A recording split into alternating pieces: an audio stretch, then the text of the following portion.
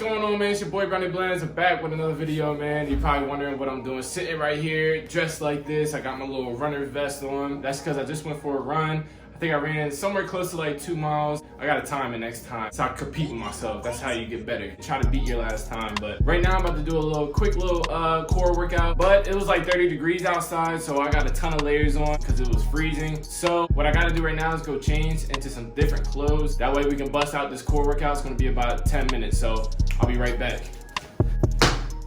Damn. Wish it was that easy.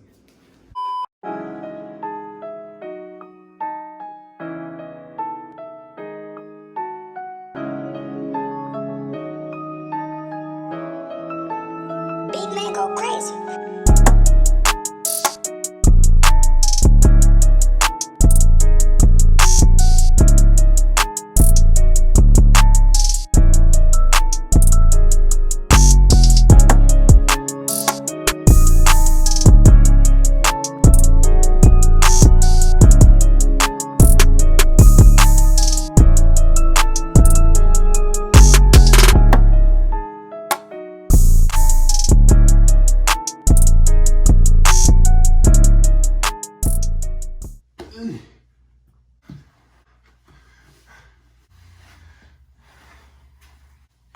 In this video, we're doing a high taper, wavelength. His hair isn't the easiest to cut, but you know, I work my magic, total transformation. I really enjoyed this video. I hope you guys enjoyed too. It's your boy Brownie Blends. I'm out. Peace. What is going down, everybody? Welcome back to another haircut tutorial. And first things first, I just want to say if you guys hear any noise in the background, I apologize. I live on a busy street and work is being done to my apartment right now, so there might be some noise in the background. I'll try to cut it out as best as possible. But with that being said, right here we're just taking his hair down with a 1.5 with the grain. He asked me to take it down, keep it dark, but lay it down. So pretty much like wavelength. And for his hair texture and his curl pattern, wavelength would be a 1.5. So that's what we're doing right here.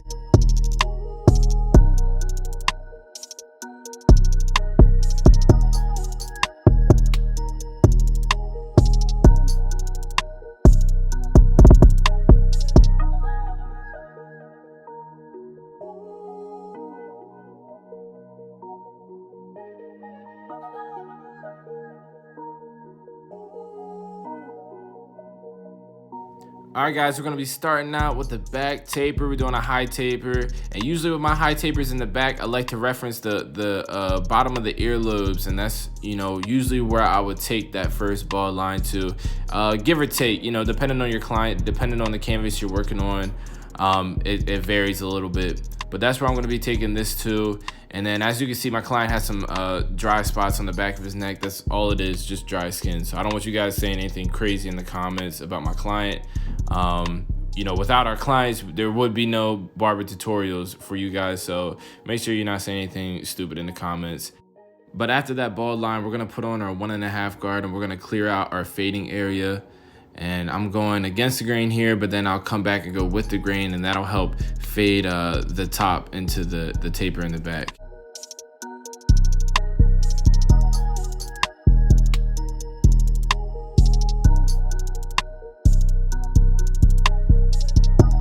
All right, so we're gonna take our clipper with no guard with the lever all the way open, and we're going up about 1 inch.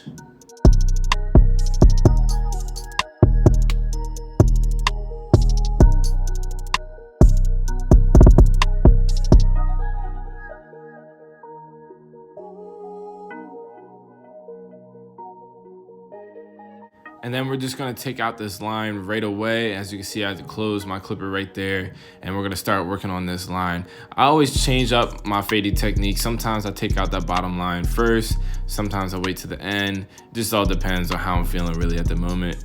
And then right here, as you can see, I'm taking it a little higher on the sides.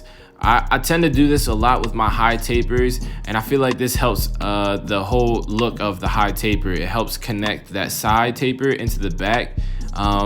And as you'll see, I'll be taking out some weight behind the ear. It just helps the two tapers flow together, and to me, it just looks right.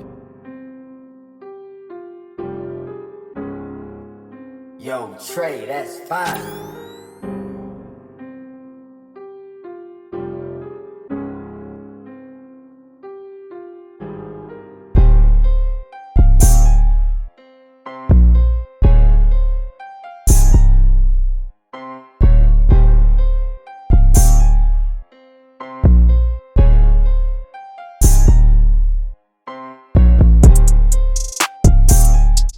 All right, and right here, we're gonna take our clipper, no guard, the lever open, and we're flipping it around almost like a trimmer. And we're gonna be cutting the hair like this. I wouldn't say it's like a scraping motion. You wanna be like really, really light when you have your clippers like this. But this is a good way around the hairline to lay those hairs straight down when you have those hairs curled up around the hairline. And then I also go back with my half guard right here with the lever open, and I'm just hitting those hairs around the hairline just to get them to lay flat, and that's how we're gonna get a sharper lineup coming around the ear right here. And I'm gonna line it up a while. I always like to do some sort of a lineup mid-process just to see how the fade is coming together, and then as you'll see, I'll go back and I'll detail it some more.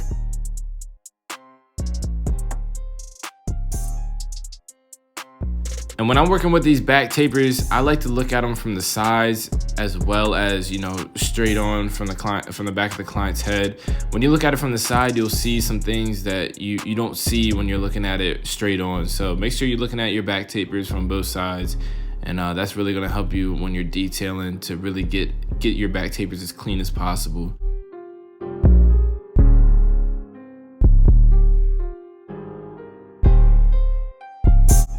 And we're gonna line up the other side. And I like to add a slight curve to my back tapers, only with some clients. It really doesn't work with every client, just depending on their hairline. But I take these necklines as serious as I take, you know, the C cups on the side. I don't know what it is, but I just feel like, you know, I feel like a lot of barbers, including me, up until recently, just kind of fly through this neckline and just, you know, make a straight line straight down. And there's really nothing to it. But here recently, I've been adding a slight curve to the neckline, and I just feel like it makes the taper pop so much more. And right here on this side taper, we're gonna take our first line, the ball line again, and we're gonna take it almost to where the ear connects, but actually we're gonna take it a little bit past that, a little bit higher than that, because we're doing a super high taper. We're taking it behind the ear slightly, and like I said earlier, that's gonna help connect that taper on the side to the taper in the back.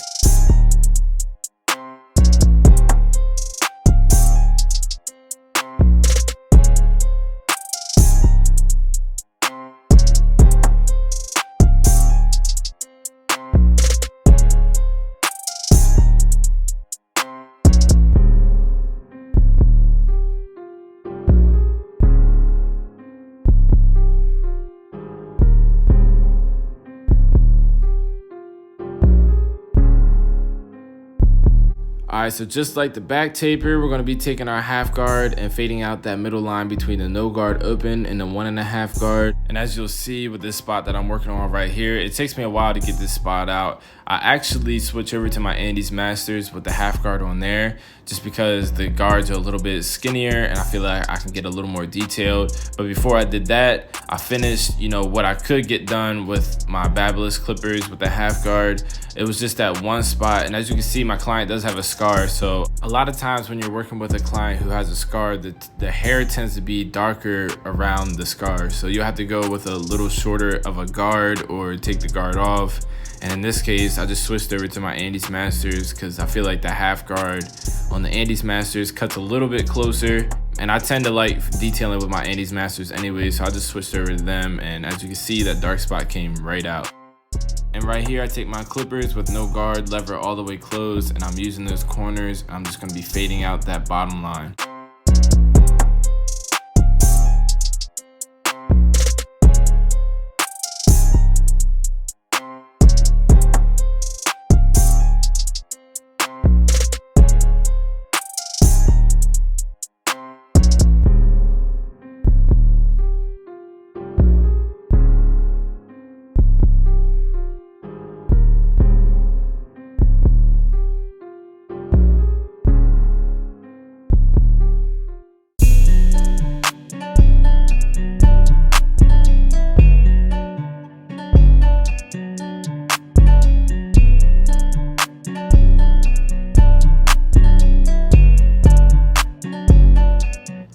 here, this is a technique that I got from my guy Vic Blends. If you don't know who Vic Blends is, man, you gotta check him out. He's dropping gems all the time. But this is some foaming styling lotion or some mousse or whatever you want to call it, and I'm just gonna be spraying a decent amount all over his head, and I'm gonna brush it in.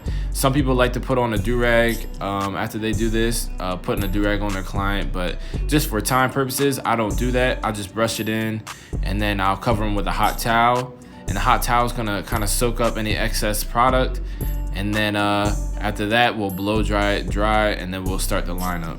And this process right here just really helps to lay all those hairs down and get the hair laying as flat as possible. It makes those waves pop, and I just think it's a really good technique for any low cut.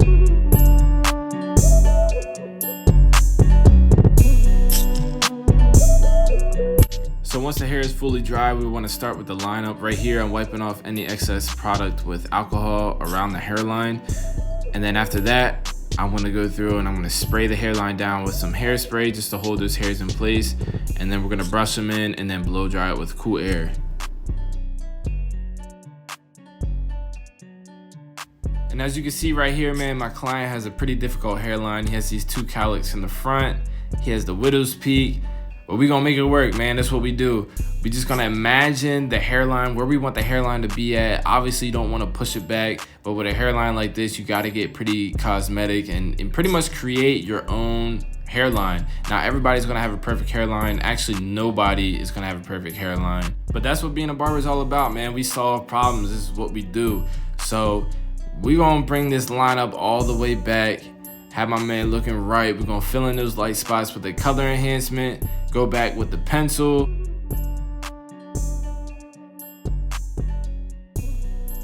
I feel like this is a whole different dude walking out the shop, and this is the best feeling ever, man. This is why I do what I do, because I just love, you know, when I see my clients walking out the shop with they got a whole different pep in their step when they walk out compared to what they walked in. And that to me is just a great feeling. So let me know what you guys think about this cut in the comments. As you can see, I'm putting my final touches on it. And look how my man was looking when he came in. And look how we got him back in the game, that high taper. I think this cut came out super clean. Let me know what you guys think in the comments. Make sure you hit that subscribe button. Make sure you hit the thumbs up button. And make sure you comment. Let me know what you think, man. It's your boy Brownie Blends, and I'm out of here. Peace.